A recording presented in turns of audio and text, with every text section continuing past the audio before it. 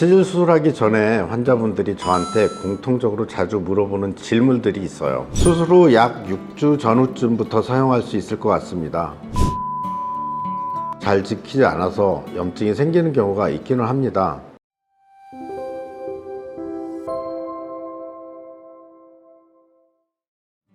안녕하세요. 강서성도병원 김칠석 병원장입니다. 치질 수술하기 전에 환자분들이 저한테 공통적으로 자주 물어보는 질문들이 있어요. 아무래도 예민한 부위를 수술하는 것이니만큼 근심 걱정이 많겠죠. 그래서 오늘은 환자분들이 치질 수술 후에 가장 많이 물어보는 질문들을 몇 가지 뽑아서 답변하는 시간을 갖도록 하겠습니다.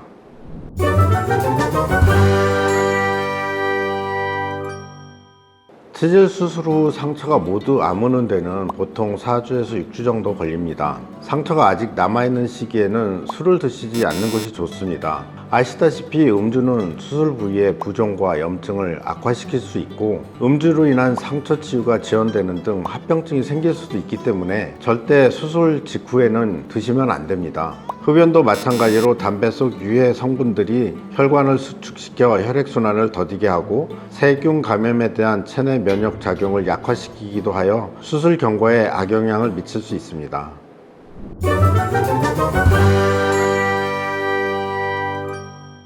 수술 후에는 비대의 강한 수압으로 인해 항문에 경련이 발생하고 상처의 불편감을 오히려 악화시킬 수 있으므로 상처가 완전히 다 나을 때까지는 사용하지 않는 것이 좋겠습니다. 상처가 다 아물었을 때는 환부 상태를 고려하여 세지 않은 수압으로 배변 후 가볍고 부드럽게 세척 목적으로 사용하는 것은 괜찮습니다. 원장님, 그럼 비대는 평균적으로 약 언제부터 사용해도 되나요?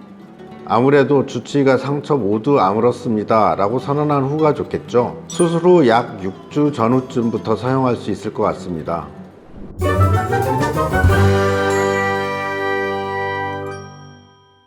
항문 수술 후에 묶여있던 조직이 녹아서 농처럼 생긴 분비물이 약 2주 정도 가장 많이 나오는데요. 상처가 닿을 때까지는 계속 조금씩 나올 수 있습니다.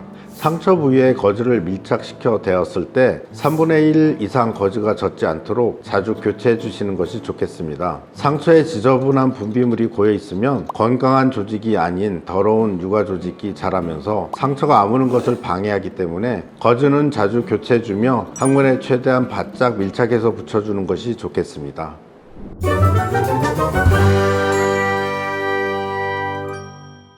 수술 후 가장 문제가 되는 통증은 배변 시의 통증으로 대부분의 환자들이 수술 후에 가장 힘들어하는 부분입니다. 보통 수술 후 10일에서 12일 정도는 볼일 볼 때 불편할 수 있습니다. 그리고 상처가 있는 동안에 이물감 같은 가벼운 불편감이 있으나 때로는 예민하신 분들의 경우에 이것도 많이 힘들어하는 경우도 있습니다. 항문 안쪽까지 살이 차려면 보통 4에서 6주 정도 걸리긴 합니다만 일상생활이 어려울 정도는 아니니까 너무 걱정하지 않으셔도 됩니다.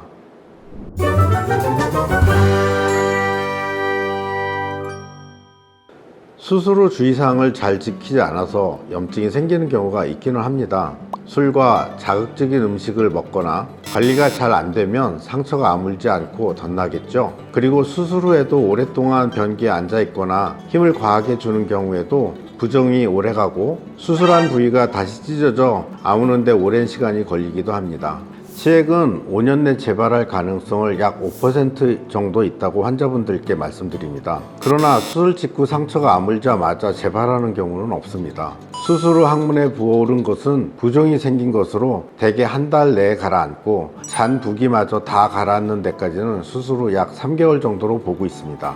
만약 3개월 후에도 완전히 없어지지 않고 만져지는 것이 있다면 이것은 부종성 피부골이라고 하고 심하면 간단하게 절제하여 해결해 드리기도 합니다. 치료의 경우 간단한 치료는 2% 정도, 복잡 치료의 경우는 많게는 10% 정도의 재발 가능성이 있다고 말씀드립니다. 오늘은 제가 그동안 환자분들께 많이 받았던 질문들에 대해서 말씀드렸는데요. 대부분 술, 담배와 관리하는 방법에 대해 많이 물어보시는데 하지 말라고 하면 더 하고 싶은 법이잖아요.